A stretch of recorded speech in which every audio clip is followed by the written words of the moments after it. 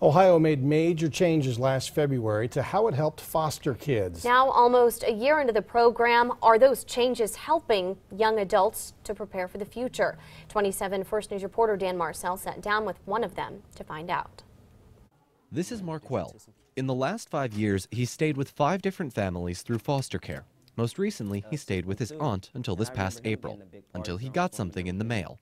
I got a letter in the mail saying I was emancipated. The Youngstown native aged out of the Ohio foster care system when he turned 18 in March. It happens to about 1,000 young adults every year.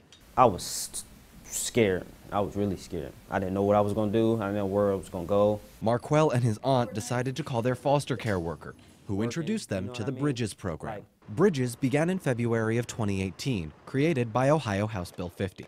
It allows young people to stay within the foster care system until they turn 21 while living on their own. The state will pay for their housing, while also helping them with things like grocery shopping, applying for college, and getting a job. In order to stay in the program, you have to be working and everything. The 19-year-old currently works as a youth mentor at the Mahoning County High School, the school he used to attend. We just noticed this natural fit with our younger students. They would go seeking him. The connections I was building with these kids and how far it was going and how much they looked up to me, I just said this is where I was meant to be.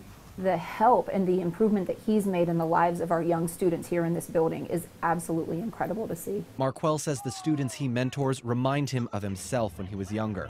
He's hoping to help them like Bridges helped him, though he wasn't always a model student. Like I was getting tattoos at 13 and it was just, I just started going on the wrong path. Marquell says he'll continue to help kids at the school, but eventually he wants to start his own mentorship for foster kids here in Youngstown. If these kids don't have somebody that they can look up to, there won't be any change like it wasn't for me. If I didn't have the people in my circle that showed me another way, I would have been still doing the same thing. Dan Marcell, WKBN 27 First News.